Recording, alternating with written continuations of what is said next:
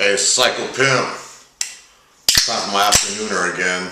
What we got here is Colt 45. It's all the way alive.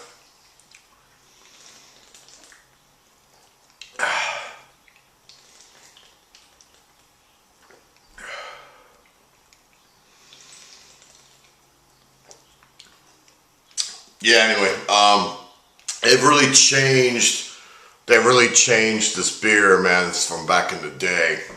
It's not the beer you may remember if you were drinking it, like I'm 43, if you were drinking like back in high school or something. But back then it was charcoal filtered, and they used to say charcoal filtered, and like that was a selling point to people. But then I guess the marketing wizards realized that people don't really like beer that tastes like charcoal. So so they removed the charcoal briquettes from the brewing process. A bit of malt liquor history for you. Now basically it's in my opinion, I mean, I'm a malt liquor aficionado. It's basically it's real low on the hops, almost no hops, which is a good thing because I generally don't like hoppy beers. But it tends to be, in my opinion, a little on the bland side. I prefer Schlitz malt liquor. Colt 45 is I believe I read somewhere about 5.5%, maybe 5.9 at most. And to me, it kind of tastes like a Pabst Blue Ribbon on a low dose of steroids. Not a high dose of steroids, just a little bit. So people be like, hey, you working out? Yeah, I know a new program, but just taking a little dose of steroids. Let's seen that all, in the gyms back in the day.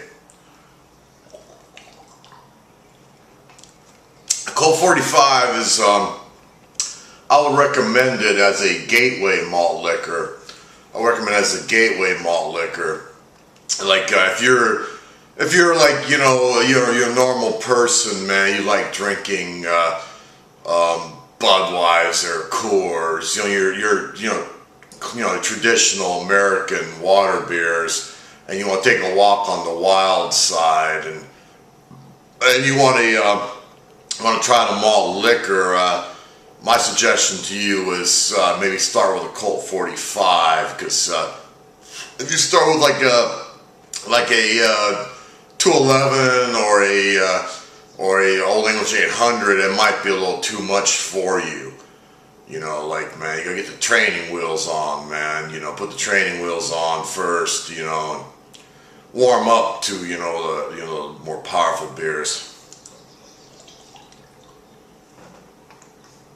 It's a good refreshing, malt liquor, something that my mom would say, you drink during haymaking time, if you're making some hay. But, yeah, and, I would suggest, like, let's say,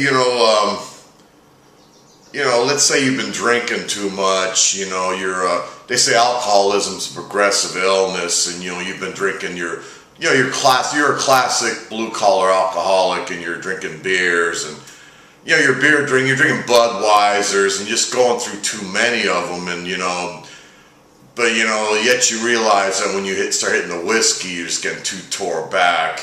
Man, maybe the next step up, is like start drinking Colt 45s.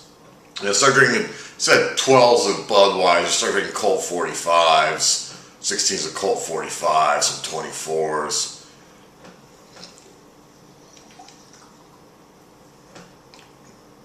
Like I said, I mean, this real, can't imagine anybody finding anything offensive about the taste. It's really kind of bland and mild. I mean, I personally prefer Schlitz for like my 5.9 needs, because Schlitz got a little more of a bite to it. It's like a more hoppy bite.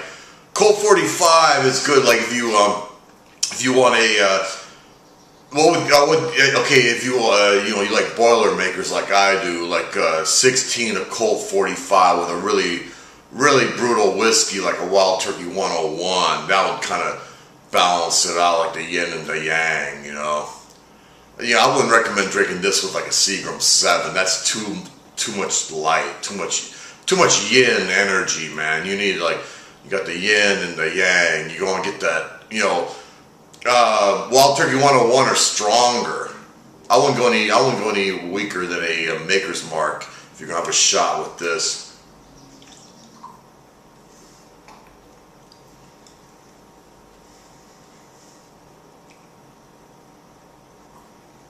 Colt 45, it's all the way live.